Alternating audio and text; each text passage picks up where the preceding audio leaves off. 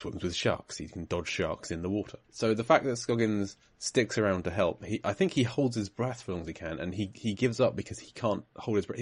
He's literally drowning. Like, when he surfaces, he's flailing, he's struggling for life, and Carter has to drag him to the ladder because he's dying. I think he's down there for longer than the chapter would allow. Like, I don't think he was fully prepared to, he wasn't like taking deep breaths to go underwater. This group are wildly unprepared for opening this door. They are aware that something bad could potentially happen. The whole entire ocean could try and come in after them when they open it, but they are not prepared for that to happen. They're like, they open the door, like, oh, everything's fine. Because the ocean's taking a couple of beats before it decides to burst through the portal. And so Scoggins is just kind of thrown into, I've got to try and help as much as I can situation, and he does help as much as he can. So I'm on his side. I'm giving him a little bit of slack here, which is unusual for me because I normally think he's useless. So Billy, for the last 19th episodes, right? Jay has been on Scoggins. Like, we're talking on Scoggins. So I'm a little gobsmacked right now that you really, like, I see it all now, and I feel bad for kind of ragging on Scoggs here. Do you think Scoggs did the best he could, Billy? I think if you were to distill Michael Rappaport's career down to one sentence, it would be, he always did the best he could. Hey, he tried. I would put that on his tombstone. Yeah, look, by this point in the movie, too, I have to have a confession, and it's really interesting that this just so happened to be the scene that I got. I have a weird problem, and I don't even think it's the movie's fault, but just kind of like spatial recognition. It's kind of like, in this scene in particular, I'm like, I don't 100% know what direction I'm pointing and what I'm looking at all times. It's kind of like, the greatest movie ever made, Batman Forever, when he gets to Claw Island and he has to kind of traverse up this watery tomb type thing with the spikes coming down, and then he ends up popping up on the top floor where the Riddler's waiting for him. I've seen Batman Forever maybe 250, 260 times. And I'm still not 100% sure what I'm looking at in that scene, or how Batman gets out of there, or how it all works. And I kind of had similar feelings with this scene where it's just like, I don't know exactly what's happening, but I also just need everyone to hurry quickly and get out of it.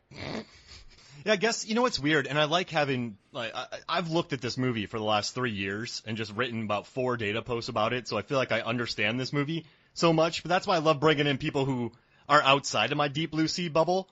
So in this movie, you didn't like what all the maps and the, like, when they're pointing at the maps telling where to go, it still didn't work for you? No, I think it's just part of my, like, yeah, that's great. I don't care. Just move me to the next set piece. I don't really, like, unless it's, like, ultra critical, I don't usually, like, care where I am. Like, just get me to the next set piece. So for this one in particular, like, I also just think, like, we're looking up at the fire, and then we're just kind of, like there's a film term for it, and you're going to have to help me here. It's, how they say, like, the way that you should shoot, like, basketball games, where it's like there's the line that you don't cross. Oh, yeah.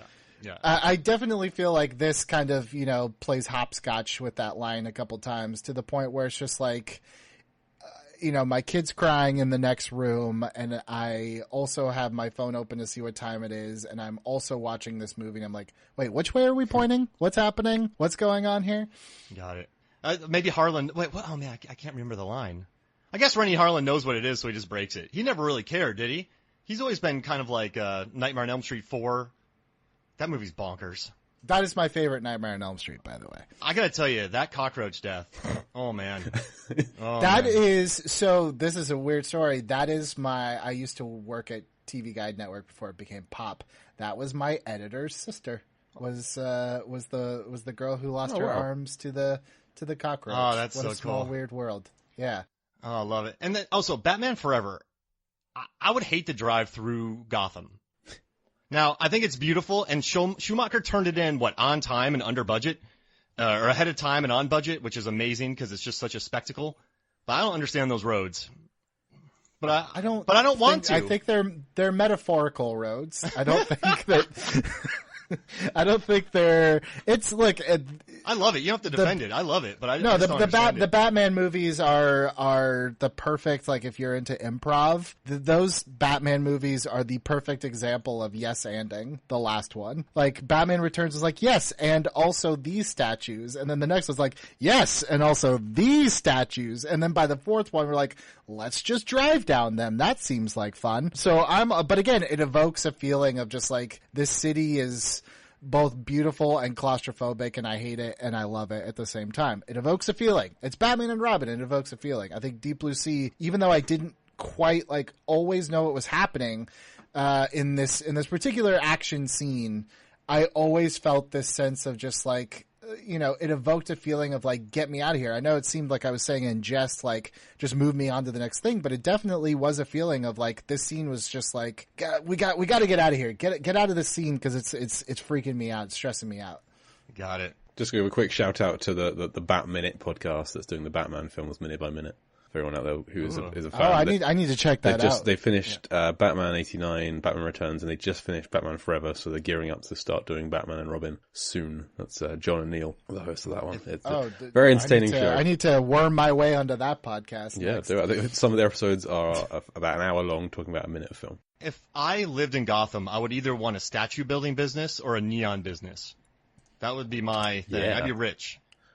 I think I'd be a makeup artist and just have all the gangs come to me like before their big, their nights out. I'd just be like, sit there and airbrush them. I think neon artists would be good for the Burton or the Schumacher era, but if you get into the Nolan era, then you are running out of business. I'm out. Yeah, you need to make some like dark grey curtains or something in that world.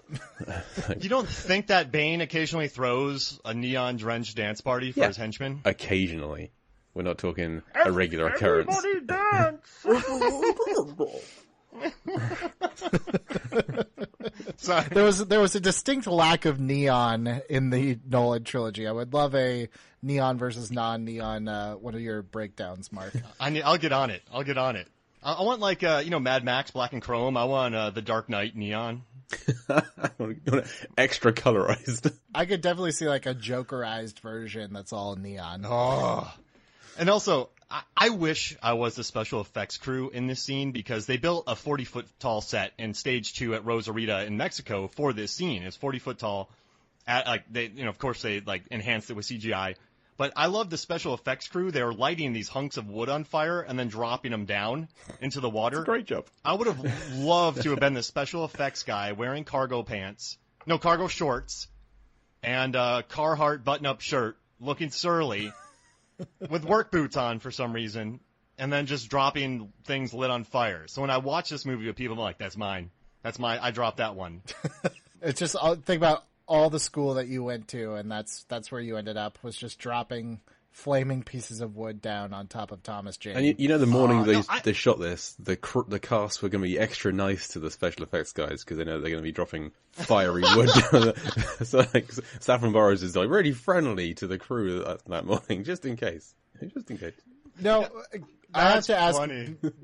because we were talking about like the different timestamps, and I'll be honest, you gave me the time and I looked to see where it started, but then I didn't really see where it ended. Is this through Janice getting killed, or is that the next chapter? This ends.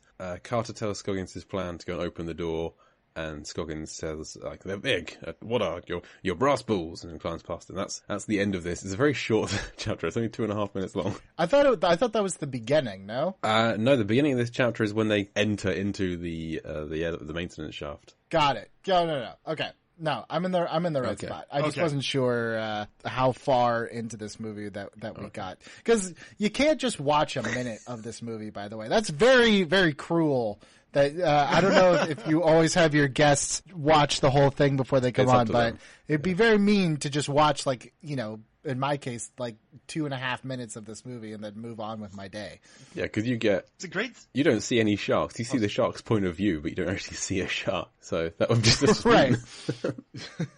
Yeah, very weird chapter break. I don't know where they once the film is delivered, who gets to make those ultra important chapter Well, the thing stops? it's an hour and 40, hour 45 minute film. It's got 33 chapters. That's a lot for a film that length.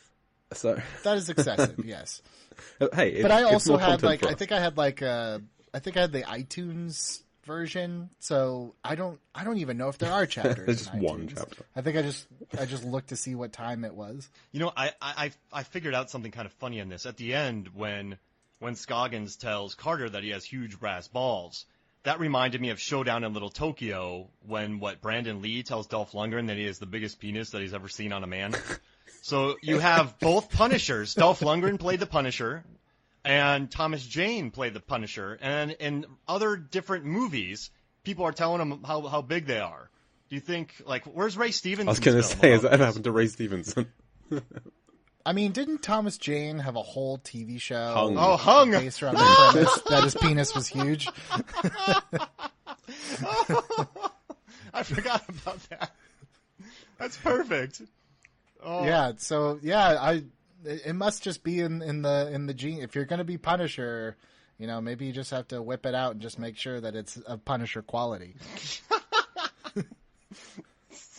Oh man, so yeah, we need that'd be a weird thing to go research Ray Stevenson. And Yeah. oh, there they said it. I was going to his IMDb, but I don't really want to research any further beyond that.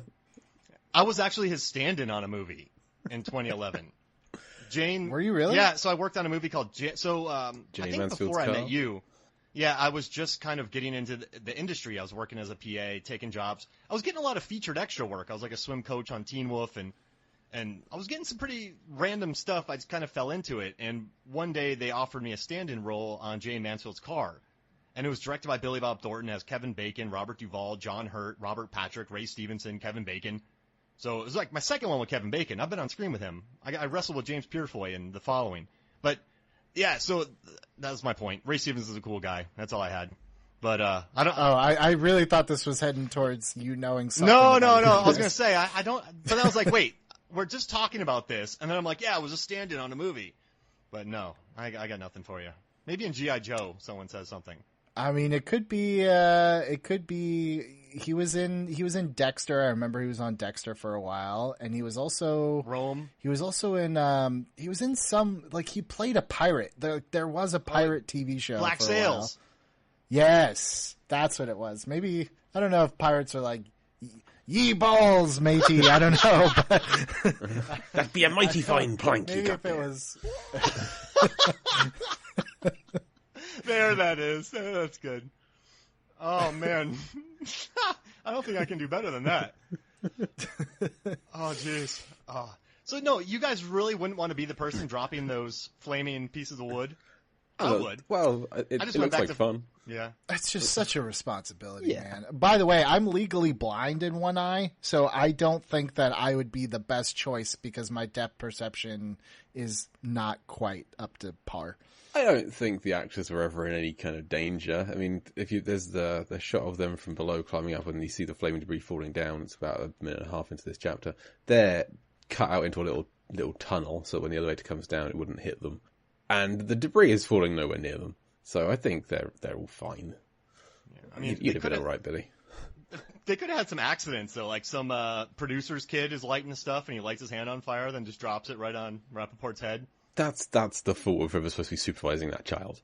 Like, you don't let a child near fire. I mean, you always hear those, well, not always, but you hear those, like, tragic stories of, like, accidents on set and, you know, someone slammed into a wall or car accident, but it's like, could you imagine the Deadline article if it was like Thomas Jane injured after stuntman drops flaming piece of wood on his face? Like, what kind of, like, production are you running where it's just like, yeah, you had the wood fire guy and he just messed up. Like, how do you even ensure that? I want to hear this story. Like, the producer comes into town. Like, so tell me what happened. Well, we were lighting these pieces of wood and dropping them down on our actors. Wait, what? Yeah, you can't defend that. Man. That's why you hire the cargo shorts wearing special effects guys. They'll never drop anything on your head. They know what they're doing. You know who they are, Billy. You've worked on film sets, right? Oh, yeah. I actually, I had the nickname Shredder because I could not properly shred a piece of duct tape.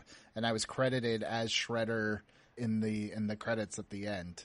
Because I would always just, like, I would go through, like, rolls and rolls of duct tape because I'm just terrible at getting off a piece at the end. What do you, like a grip? Electric? I worked in grip, and then It was straight. This is really embarrassing. It was actually like, this is when I realized, like, I think I'm better at like pre-production stuff than production stuff. But it was a independent Christian time travel movie called The Time Changer. Wow. Okay. Directed by a guy whose last name was Christian.